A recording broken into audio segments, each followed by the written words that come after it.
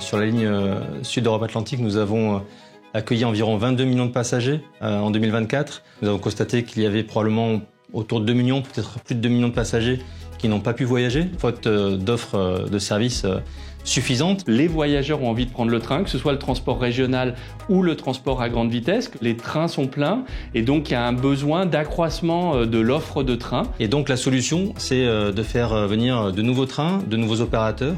Et pour ça, de travailler sur les barrières à l'entrée pour ces nouveaux opérateurs. Aujourd'hui, on manque de capacité de maintenance. Donc, pour faire arriver plus de services, plus de trains sur l'axe atlantique en particulier, il fallait une nouvelle offre de services en termes d'infrastructure de maintenance ferroviaire. C'est ce que nous offrons avec ce site à marche prime. Ce nouvel atelier, il va permettre de favoriser l'ouverture du marché en offrant un élément indispensable que demandent les opérateurs, c'est-à-dire des ateliers de maintenance qui leur permettent d'être pleinement maîtres de leur exploitation. Nous avons travaillé avec de nombreux partenaires sur ce projet. Je pense en particulier à Velvet, qui va être l'occupant inaugural du site, avec lequel nous avons travaillé en collaboration vraiment très étroite pour s'assurer que nous répondons au mieux à leurs besoins. Velvet, c'est un nouvel opérateur ferroviaire en France, la première compagnie indépendante 100% française à avoir commandé une flotte de trains chez Alstom, 12 rames Avelia Horizon, qui, à partir de 2028, vont relier Bordeaux, mais aussi Angers, Nantes et Rennes à Paris, et qui seront entretenus ici à marche prime.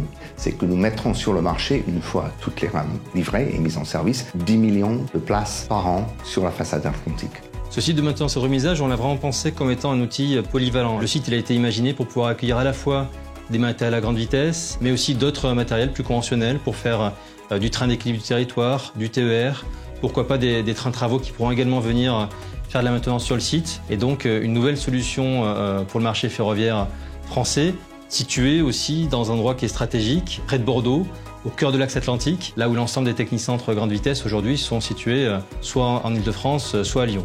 Plus de 200 millions d'investissements, donc c'est vraiment un gros projet industriel qui pourra accueillir à terme autour de 200 emplois industriels. Donc pour le territoire, c'est un projet tout à fait significatif. Et puis c'est aussi un projet qui est engagé d'un point de vue environnemental. Alors d'abord en ce qu'il permet l'augmentation d'une offre de services décarbonée en termes de mobilité, et puis aussi avec une très forte intégration dans son très bel environnement ici à marche prime.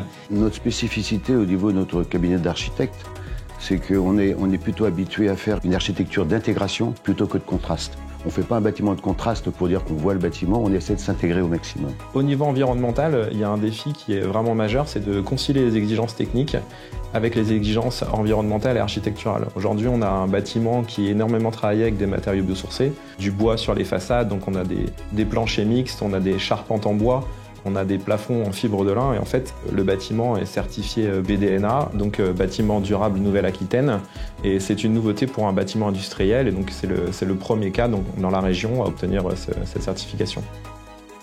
On aura bientôt une équipe basée ici en province et c'est donc aussi un symbole de notre ancrage régional sur la façade ouest de la France. On a, comme vous savez, dévoilé notre marque, on a dévoilé nos trains, et aujourd'hui, on est très content que Lysia dévoile en quelque sorte l'atelier de maintenance. Pour nous, ça représente l'aboutissement d'à peu près 3 ans d'études. Donc c'est vraiment la concrétisation de ce projet complexe et de tous les défis techniques qu'on a pu rencontrés durant ces études pour enfin réaliser ce beau bâtiment. Pour SNCF Réseau, Lysia est un partenaire depuis maintenant 12 ans avec lequel on a travaillé en confiance. Et cette nouvelle phase du développement de Lysia, avec la construction de cet atelier de maintenance, pour nous, ça s'inscrit toujours dans cette dynamique partenariale. Aujourd'hui, c'est un moment clé, c'est une étape symbolique dans le développement de Lysia qui prouve vraiment son engagement comme acteur dans cette transformation du secteur ferroviaire.